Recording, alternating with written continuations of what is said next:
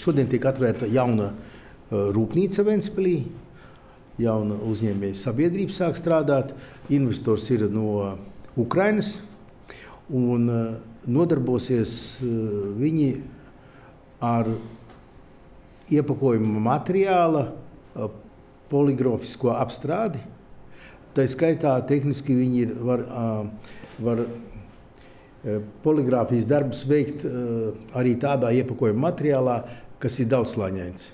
Tā rezultātā tās tur instrukcijas vai reklāmas vai kas, tās tiek iedrukātas starp iepakojuma materiāliem starpā, un līdz ar to šajā materiālā var iepakot arī pārtiku. Un poligrāfijas krāsām nav kontakts ar pārtiku. Ja. Iekārtas ir ļoti modernas. Lūk, un viņi arī plāno paplašināt ražošanu šajā ēkā jau. Un, ja šobrīd viņiem ir 30 darbinieki, viņi paredz vēl, ka varētu būt līdz 40, pat 50 darbinieki. Šajā ēkā vēl strādās, darbosies divi komersanti, ja, kuriem vajadzētu uzsākt darbību šogad. Šis Immer Digital atrodas augsto tehnoloģiju centra ēkā. Ēka uzbūvēta izmantojot Eiropas struktūra fondu līdzfinansējumu. Tā bija aktivitāte visā Latvijā. Un šīs aktivitātes ietvaros tika uzbūvētas 8 ēkas Latvijā. No tām 2 ir Ventspilī. Augsto tehnoloģiju centra ēka un elektronikas centra ēka. Ēkas būvniecībā Eiropas struktūra fonda nauda ir ieguldīta 1,2 miljoni. Tur ap 30%. Tas pats attiecas uz elektronikas centra ēku, kur ir pilnībā noslogota šobrīd. Lūk, protams, ja mēs nevarētu piedāvāt jaunu ēku, jaunas telpas, modernas, tādā gadījumā šis investors nebūtu Ventspilī. Un mūsu pieredze rāda, ka ja vēlas attīstīt industriju, tad obligāti jābūvē ir industriālās ēkas, kuras tiek investoram izīrētas uz noteikumiem, kuri nav mērķis nopelnīt, bet gan piesaistīt investoru.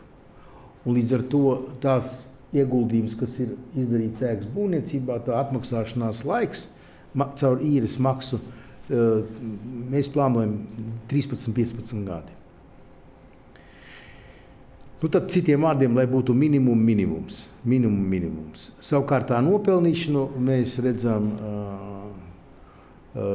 pamatā tas ir iedzīvotāju ienākumu nodoklis, ko nomaksās tie, kas nodarbināti šajā ēkā. Protams, jaunajās ražotnēs apmēram ap 25-30% darbinieki nav ventspilnieki. Līdz ar to tad 25-30% iedzīvotāju ienākumu nodokļa neienāks pašvaldības, Ventspils pašvaldības budžetā, bet gan kādu citu Latvijas pašvaldību budžetā. Bet tāds ir tā reģionālo centru sūtība, tā skaitā Ventspils. Kad tas tautsaimnieciskais efekts ir daudz plašāks nekā vienas Ventspils pilsētas robežas. Šī pati Immer Digital, viņi plāno ražošanu būtiski paplašināt un izmantojot pašu modernāko tehnoloģiju un iekārtas, kuras būs unikālas priekš pasaules. Šī iekārta iegādēji ir paredzēta Eiropas struktūra fondu aktivitāte, un viņi atbilst šiem kritērijiem. Un vienlaicīgi mēs esam saņēmuši Eiropas struktūra fondu līdzekļus jaunas ēkas būvniecībai, vairāk kā 6000 kvadrātmetru liela. Lūk, šo projektu vajadzētu mums kopējiem spēkiem realizēt 17. 18. gads. Tur vajadzētu būt kopā ap 100 nodarbinātiem, jo tur 3 maiņu darbs jābūt. Jā. Nu, lūk. Nu, tas, pa ko es aģitēju valdību, arī vēl man bija tāda prezentācija valdības vadītājiem,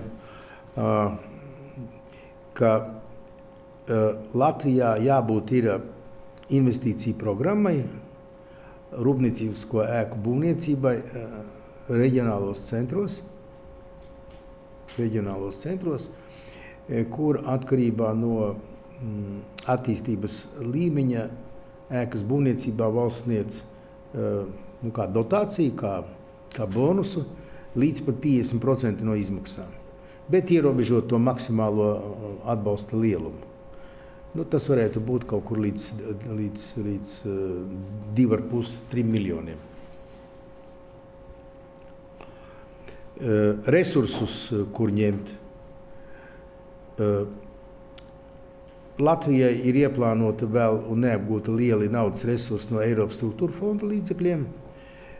Ir aktivitātes, bez kurām Latvija var iztikt, ko finansē Eiropas Savienība. Un vienlaicīgi valsts īpašumā ir ļoti lielas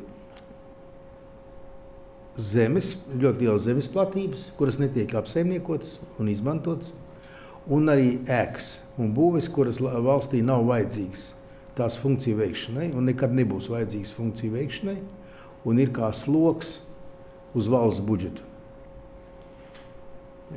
Arī es visu laiku aģitēju gan finansu ministri, gan arī premjeru, kad valstī vajag atbrīvoties no nevajadzīgiem aktīviem, tos pārdodot, un tad šo naudu, kas iekasēta, ieguldīt šajā attīstības fondā tieši Latvijas industrializācijas virzienā.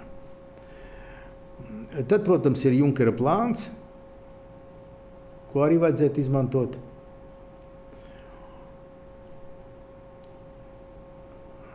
Nu, protams, arī budžeta ieņēmums, valsts budžeta ieņēmums. Lūk. Nu, arī vēl citu tur avotus es iesaku. Tā kā mums Ventspilī vajadzētu katru gadu vismaz viena rūpnieciskā ēka ap 4,5–5 tūkstoši kvadrātmetru tāda. Ļoti labi būtu, ja tās būtu 2. Lai saprastu šo saikni, tātad vienā ēkā, kas ir ap 4,5 tūkstoši kvadrātmetru, parasti tiek nodarbināts vidēji ap 70 darba vietas. 70 darba vietas. Viena tāda ēka 4,5 tūkstoši izmaksā ap 4 miljoni, nu, plus vēl infrastruktūra, kas ir vajadzīga. Jūs redzat, arī šajā gadījumā no jauna izbūvētas ielas, ūdens, kanalizācija, pievilkta elektrība, stāvlaukumi. Nu, tas arī, protams, maksā naudu.